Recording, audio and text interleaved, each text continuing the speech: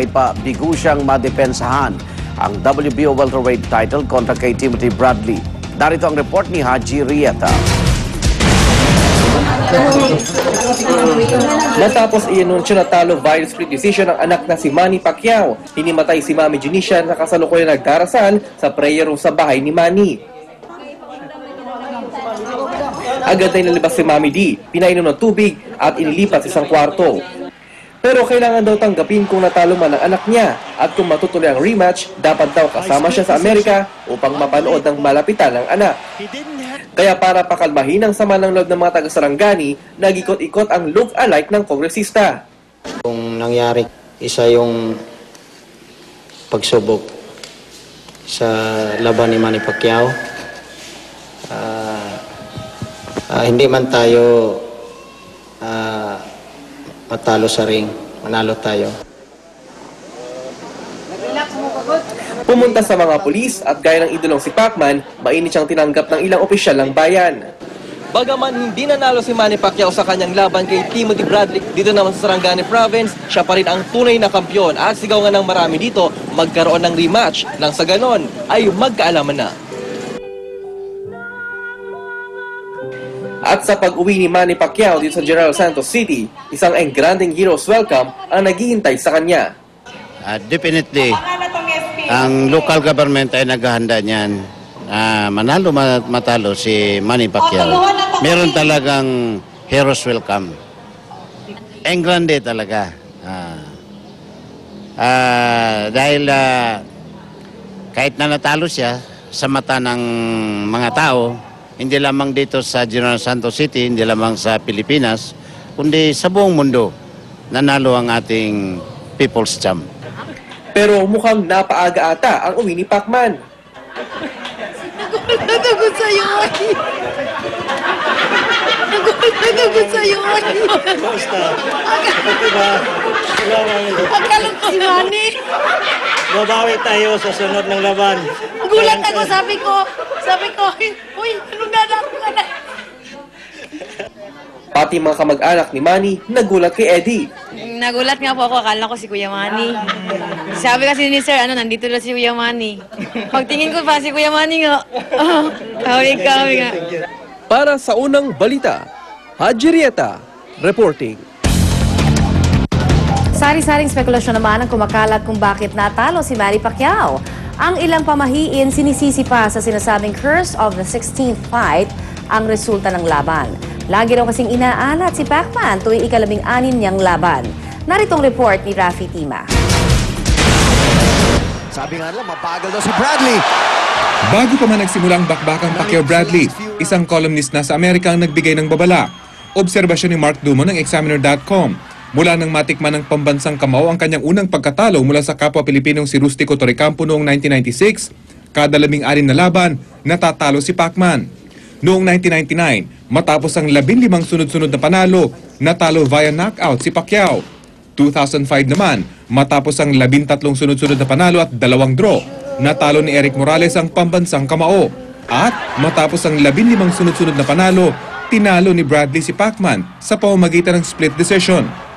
Ang ilang sports analyst hindi naniniwala sa curse of the 16th fight. But you know, whether superstition played a role in Manny's defeat, it's not for us to say, no? But what remains, ang totoong nangyari niyan talagang sa kabuuan ng laban, panalo yung Manny Pacquiao. And everybody says that. Coincidence o nagkakataon man ang pagkatalo ni Pacman kada ika-16 niyang laban, posible raw na may epekto pa rin ito lalo na para sa isang taong mahilig sa pamahiin. Una, kapag nagpadala tayo sa ganong klase yung mga pagtingin sa mga pattern, ang unang epekto kagad nito, ang tutawag natin is psychosomatic reaction. Kung sa simpleng paliwanag, what the mind will conceive, the body will achieve. Ibig sabihin, sa sobrang lakas nung mind conditioning mo, magre-react yung katawan mo. Ayon naman sa veteranong sports columnist sa si Reca Trinidad, hindi man kapanipaniwala ang pagkapanalo ni Bradley, hindi sa sumpa ng ika-16 na laban ang dahilan ng pagkatalo ni Pacman. Posible raw may kinalaman dito ang kanyang pagbagal dahil na rin sa kanyang bigat pagpasok niya ng laban. Nagpabaya siya rin lumaki na masyado. At, hindi atom si Pacquiao siguro. Baka kung dati umakyat siya, Kasi sa ating ko, talagang ano niya, 141, 142 lang. Kaya pasable kung nakaraan, nag-144 siya. Hindi siya pwede ng full 147. Kailangan pag-aralan din nila yun. Hindi ko sinabing mali, pero it should be an area of concern. Sinang-ayunan ito ng Dean ng UP College of Human Kinetics. Kung totoo man daw na may iniindang injury sa calf muscle si Pacquiao, posibleng ito ang dahilan ng kanyang pagbagal. Ang calf muscles kasi ang ginagamit para paggalawin ng paa at siyang pinakamalaking muscle sa binti. Isa ito sa mga muscles na pinagmumulan ng lakas ng suntok ng isang boksingero. Lateral, forward, it will definitely restrict your movement. You will be, aside from generating less force, you will be a sitting duck to your opponent. Kaya si Reca Trinidad, naniniwalang dapat seryosohin ng kampo ni Pacman ang problema niya sa calf muscles. Dapat na raw itong ipasuri sa isang espesyalista, lalo pat tiyak na magpupursige ang pambansang kamao na mabawi ang kanyang korona. Para sa unang balita, Rafi Tima reporting. Samantala, matapos naman ang laban ni pambansang kamao Manny Pacquiao, binigyang parangal naman ang kanyang trainer na si Freddie Roach. Isinama na si Roach sa International Boxing Hall of Fame, isang araw matapos ang bakbakan ni Pacquiao at Timothy Bradley Jr. Sa kanyang Twitter account, buong pagmamalaking ipinakita ni Roach ang kanyang plake sa Hall of Fame. Makikita rin ang kanyang picture sa tabi ng plake ng kanyang mentor na si Eddie Futch. Sa ibang balita, patay ang isang batang 10 taong gulang matapos mapagsakan po ng nabuwal na puno ang kanilang bahay sa Davao City. Umabot sa 3 oras ang pagtanggal sa labi ng biktimang naipit sa bumagsak na bahagi ng kanilang bahay. Ayon po sa ina ng bata, namatay ang kanyang anak ilang minuto bago dumating ang mga rescuer.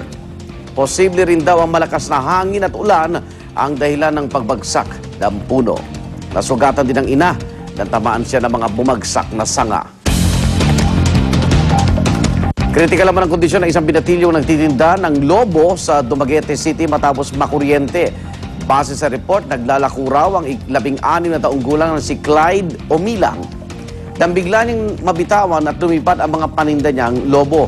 Nang makita umano ng binatilyo na sumabit ang mga lobo sa kable ng kuryente, agad niya itong inakyat. Bigla na lang daw siyang nakuryente pagkaabot niya ng tali ng mga lobo.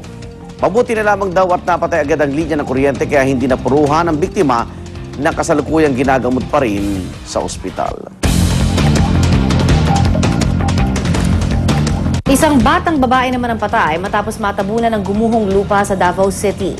9 na bahay ang natabunan ng lupa mula naman sa gilid ng bundok, kabilang na ang bahay ng biktima. Tinangkapang iligtas ang bata, ngunit hindi na siya pinalad. Kwento ng mga residente, naganap ang landslide sa kasagsagan naman ng malakas na ulan. Nagpaabot na ng tulong ang Davao City Social Services and Development Office sa mga naapektuhang pamilya.